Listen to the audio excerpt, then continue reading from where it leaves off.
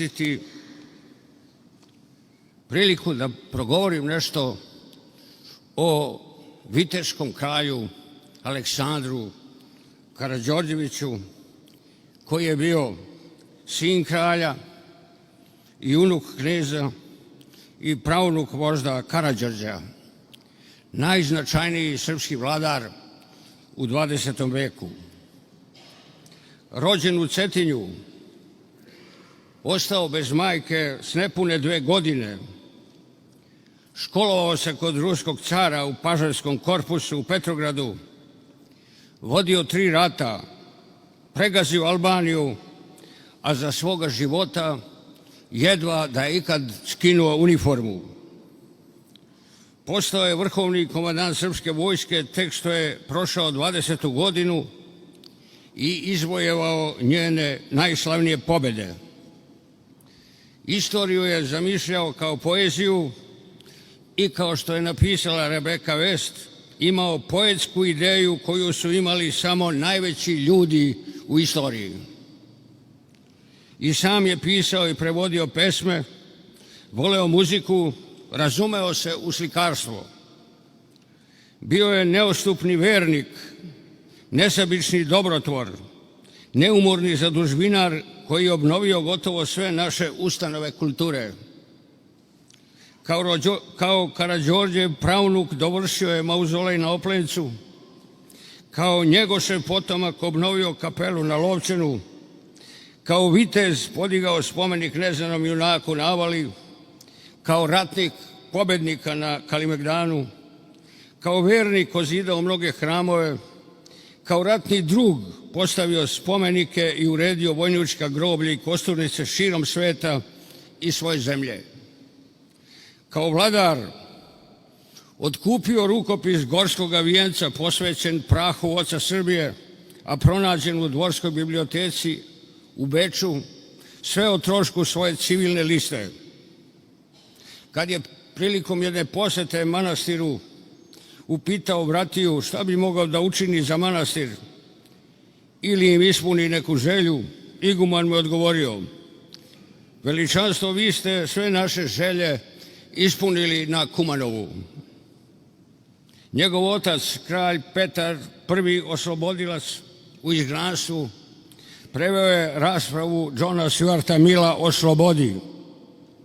Budući kralj Aleksandar je kao kadet preveo pesmu o Sokolu Maksima Gorkog.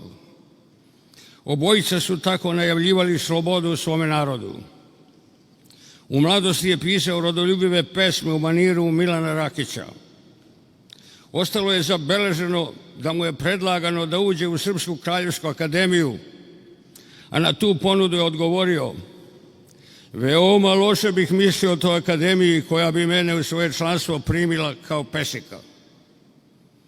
Onom austrougarskom vodniku koga je krvave glave oterao sa Cera i Subobora nije palo na pamet da to odbije kad su ga posle nekoliko decenija kao vođu i učitelja aklamacijom proglasili za akademika svih naših akademija. One godine kad je stvorena Jugoslavija, izbila je Oktobarska revolucija. Ruski car, koji je trebao da bude njen oslonac i zaštitnik, ubijen je zajedno sa celom porodicom. Mesto Rusije, koja je nestala u krvi i poniženju, nastao je Sovjetski savez. Kraljevski ambasador Miroslav Spalajković na prvom prijemu koji je organizovala mlada Sovjetska republika za strane diplomate kazao je Lenjinu: vi ste ubica i izrod slovenske rase. Ja vam pljujem u lice. Čitav svet je priznao Sovjetski savez, ali kralj Aleksandar nije. U Beogradu je zadržao carskog ambasadora i primao 1000 izgnanika iz Rusije. Među njima su bili neki najveći pravoslavni duhovnici i intelektualci. Širom zemlje osnovani su kozački pukovi u veri da će uskoro pohoditi Rusiju. Utočište koje je dao ruskim izbjeglicama i otpor despotiji bio je razlog da su ga lako uočili i brzo nanišanili i Lenjin, i Stalin, i Hitler, i Mussolini. i lako složili nišane na njegovim prsima. Posljednja zvona koja je čuo su ona u manastiru Saviniji. Sačekali su ga u Marseju i ubili zajedno sa francuskim ministrom spoljnih poslova Louisom Bartholomeom pred očima milion Francuza koji su izašli da vide velikog kralja, slavnog vojskovođu i ratnog saveznika. Viteški kralj Aleksandar je pao na putu mira kao prva žrtva fašizma. Ruka koja ga je ubila uskoro je počela bez spiska da baca u jame i kolje njegov narod, da pali gasne komore Auschwitza i Jasenovca, da zavija u crno čitav svet. U času kad je vlada njegovog sina, kralja Petra II, prvo je u Evropi bacila rukavice u licu Hitleru, Francuzi su, kako je zapamćeno, sa cvećem i svećama krenuli ka mestu na kome je ubijen. Sahranjen je na Oplencu, ne uz Karađorđa i kralja Petra, čije snove je ostvario, nego u kripti pored svoje majke, koje se najviše uželeo.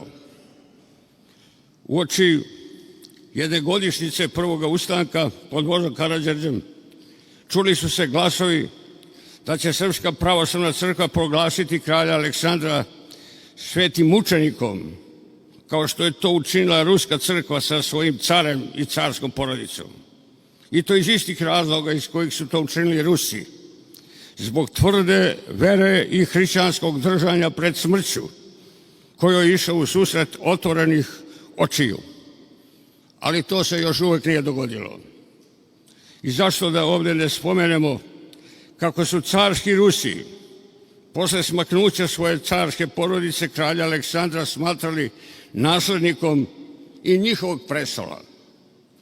I da u Miladinovićevoj knjizi sada se to navodi da je i to moglo biti jedan motiv za njegovo ubistvo. Ako isto mogu pomisliti u smrtnom času, bilo je da Srbi nikad neće zaboraviti kako je završio svoj život, zašto je, gde je i od koga je ubijen. I da nema te pošasti od kojega neće odbraniti onaj narod koji je oplakujući ga u te korotne dane skidao i zvona sa kolevki i čaktare sa obnova. Na našu sramotu on još uvek nije dočekao svoju pravdu. Pamti se da je raspustio parlament i zabranio političke stranke i to mu nikada nisu mogli oprostiti baš oni koji su propovedali diktaturu proletarijata i uveli jednopartijski sistem i zabranili sve druge stranke.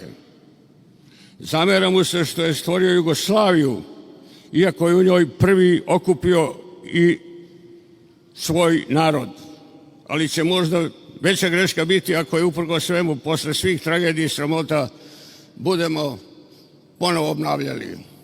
A samo je potrebno da neko da neki znak i mi bismo sigurno i posle tolikih poniženja prvi pohrlili. Pola veka je njegovo ime kraljevske porodice bilo prokaženo, a njihovo spominjanje proglašeno gotovo za krivično delo. Jedini spomenik kralju Aleksandru i kralju Petru, koga se nije mogla domoći ubilačka ruka, bio onaj u Parizu, na Jelisejskim poljima, na skveru kralja Aleksandra. Nedavno sam u Trebinju čuo od nepoznatoga čoveka priču kako je Mira Rađenova iz sela Semijova kod Bileće odmah po onom ratu zapevala sama kod ovaca. Dođi kralju, slobodno je more, da obiđeš u Biograd dvore. Osuđena je na 2 godine zatvora, ali onaj koji je prijavio i onaj koji je osudio nije ni pomislio da će njeno ime i njena pesma biti spomenuta posle toliko decenija u kripti hrama Svetoga Save povodom knjige Ivana Miladinovića Mrtvi kralj govori. Na otkrivanju spomenika kralju Aleksandru, da to sad preskočimo, to je onaj spomenik za koga smo se nadali da će biti odliven i postavljen i u Beogradu. Ako je za Pariz, možda je i za Beograd. Ali on u Beogradu nema ni ulicu, ni spomenik. A sva ova knjiga posvećena je onim mračnim silama koje su i dan danas žive i koje su ga ubile, a on je imao tek ni 50. godinu i 48 kilograma telesne težine.